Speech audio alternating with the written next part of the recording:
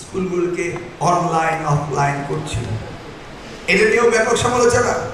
উনারা যদি বলেন যে আমার ছেলে মোবাইল হাতে নিলে, ট্যাব হাতে নিলে বেপথে চলে যাবে, যারা 3 জন করে টিউটর রাখতে পারেন তাদেরকে এই কথা মানায়? আমাদের দেশ আগামী দিনে উন্নত বিশ্বের সাথে তাল মিলিয়ে তো আমাদের চলতে হবে। প্যারালেস পেপার যে এডুকেশন হচ্ছে, আপনাদের সন্তানকে তো সেটাই করতে হবে নাকি? সেই জন্যই এই মধ্যপ্রাচ্যের যুদ্ধের কারণে আমাদের যে তেলের যে সংকট সৃষ্টি হয়েছে, সেই জন্য আমরা স্কুলগুলোকে অনলাইন অফলাইন করছি। এটা নিয়েও ব্যাপক সমালোচনা।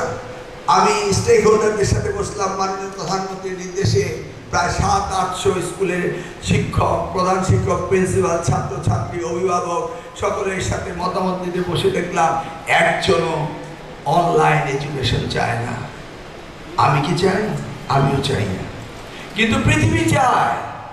অতএব আমি যখন বক্তব্য উঠলাম তখন আমি বললাম থ্রেটস বিকাম অপরচুনিটি। এই থ্রেটকে আমাদের অপরচুনিটি হিসেবে নিতে হবে। এটা করোনাকালীন না যে ছেলেমেয়েরা আনসোশাল হয়ে যাবে। তখন আমি সকলকে ওই বিনয়ের সাথে অনুরোধ করে বললাম, একদিন স্কুলে ক্লাস হবে, একদিন বাসায় হবে, এইভাবে অন অ্যান্ড অফ করে আমরা শিখবো। কাদের কথা বলেছি? ঢাকা শহরে অ্যাফ্লুয়েন্ট সোসাইটি, যেখানে ধানঘাটের ছেলেমেয়েরা পড়ে, একজন ছেলের জন্য 3 জন শিক্ষক, পাশাপাশি 2টি গাড়ি ড্রাইভার যেখানে থাকে, কত না জ্বালানি যায় শুধু রাস্তায় ট্রাফিকের জন্য।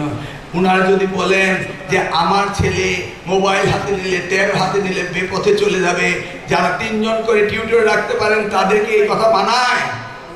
আমি তো আপনাদের কথা বলিনি। যদি সিলেটের শহরে ট্রাফিক জ্যামের জন্য এমন কোন স্কুল হয়ে থাকে যেখানে অ্যাফ্লুয়েন্ট সোসাইটির ছেলেমেয়েরা পড়ে, তাহলে সিলেটের ট্রাফিক জ্যাম হলে সেই স্কুলের কথা আপনি বলতে পারেন নাকি? আমি তো গ্রাম গ্রামান্তরের কথা বলি। আমি বরিশাল মেট্রোপলিটন সিটি, সেখানে এই অবস্থা নেই। কিন্তু আমাদের মনে রাখতে হবে ডিজিটাল এডুকেশন আমাদেরকে যেতেই হবে।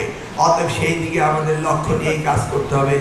প্রিয় শিক্ষকগণ, আপনাদের এই কাজে এগোতেই হবে। আপনারা নিজ গুণে এই দায়িত্ব নিয়েছেন সদকায়ে জারিয়া পাওয়ার জন্য।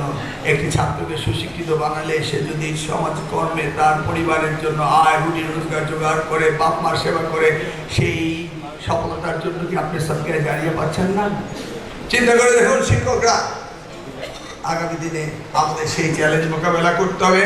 এবং আমি আশা করব আগামী এই পরীক্ষা 21 তারিখে শুরু হবে, এটা একটি সুন্দরভাবে হবে, আনন্দমুখর হবে। এবং এই পরীক্ষার পরে খাতা এখন পদ্ধতি আমি র্যান্ডম স্যাম্পলিং করে দেখবো যে এক্সামিনার ঠিকমতো খাতা দেখছেন কিনা। আমাকে তো বুঝতে হবে যে আপনার এক্সামিনার হয়েছিলেন, কেউ খাতা কঠিন দেখেন, কেউ খাতা নরম দেখেন। কঠিনও না, নরমও না, যা যাওয়ার তাই দিবেন। এই যে ইউনিফর্মিটি, এটাও তো আমাদের কোনো পরিসংখ্যান নেই, চলছেই। কিন্তু কোয়ালিটি এডুকেশনের জন্য তো আমাদের সব কিছুর দৃষ্টি দিতে হবে। এই যে মাদ্রাসা থেকে ছাত্ররা বেরোচ্ছে, তারা সঠিকভাবে কোরআন শিখে নেই বলে আজকে আমরা ধর্মীয় শিক্ষক নিয়োগ দিতে পারছি না। কওমি শিক্ষকরা তাদের সেই ইকুইভ্যালেন্ট ডিগ্রি নেই।